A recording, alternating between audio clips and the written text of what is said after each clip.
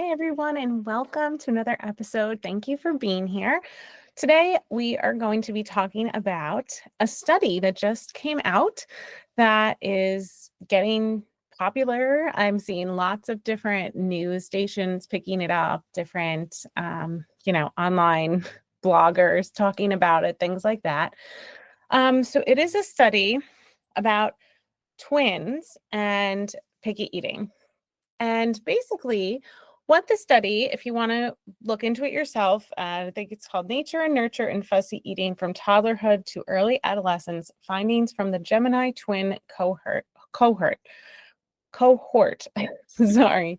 Um, so basically, what they were studying or what their aim was is is picky eating something that is more nature or nurture? So, is it more of their genetics or more influenced by environment and parent? And what the study concluded was that, it concluded a few things. Okay. So, one was that genetics play a big role in picky eating. Um, Now, they also said it's a very stable condition, right? From toddlerhood to adolescence. Um, you know, it did emphasize that the genetic factors accounted for about 75 to 80% of those individual differences. And it really has a predominant role in shaping eating behaviors. So it was an interesting study. Um, Now, I do have some opinions on it, of course. Um, you know, um, they also noted that the shared environment, like a shared family environment, seemed to only be significant during toddlerhood. Um, and they also said they kind of confirmed that the longer you wait with the picky eating, the worse it is. So basically saying that earlier, addressing it earlier is good.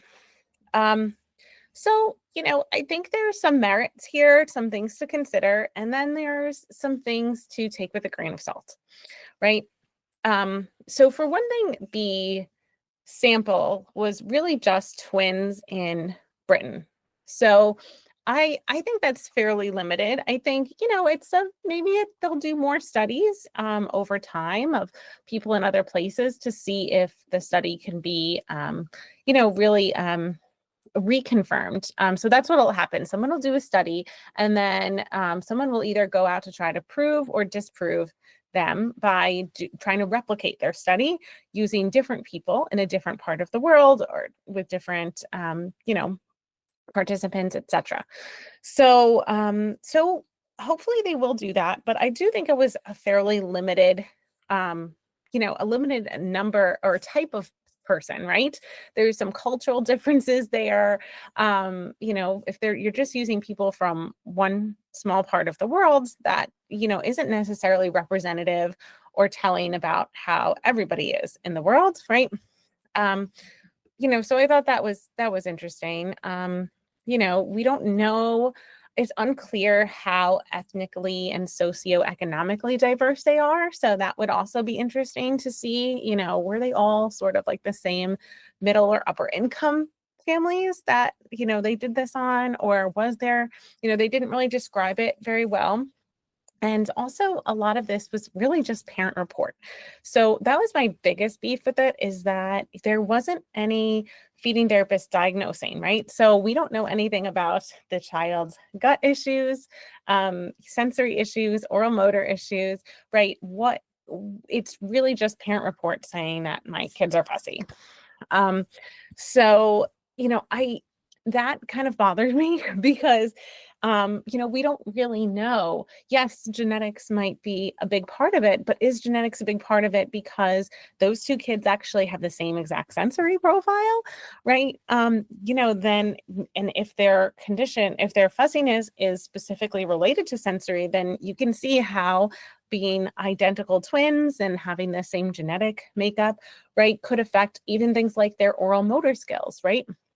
For example, if both of the twins, right, have the same exact oral motor issues, they both had tongue ties and they both, whatever. I think that would influence it a great deal, but we don't really know why they were fussy. There's no official diagnosis. These are just parent reports. So I feel like it's lacking a whole lot of information. Um, we don't know anything about, do the kids have any other diagnoses like autism or reflux? Like, what were their past history? So, they just kind of, I think it was a fairly general study. And, um, you know, the, the issue I have with it is not the actual study itself, because a study itself in isolation, it doesn't really mean too much, right? The issue I have is the different media outlets jumping all over it, saying that genetics are the cause, parents are off the hook. And I'm not trying to blame parents for their child's picky eating at all. But I do think that some of it could be misinterpreted by certain parents to think, well, there's nothing I can do. It's their genetics, right? A lot of people will kind of, I don't know if this is a good way to say it, like use their genetics as a way to sort of like throw their hands in the air and say, well, I guess there's nothing I can do about it. That's just the genetics. That's just what I was given. Right. But when we know that there is a lot you can do. And I don't think the study said don't do anything. In fact, it did say earlier intervention is best. Right. But I think if you just read the headline, as I think many of us just read headlines or the first snippet without going deeper, it's very easy for parents to overgeneralize this and just think, oh, it's genetics. It's not me. It's them. But there's really, since it's their genetics, there's nothing I can do about it. And that's really, maybe it's just more of a fear of mine, but that's just my fear of parents saying, well, I can't do anything about it anyway, so I'm not going to try. And that's absolutely not what they were trying to say.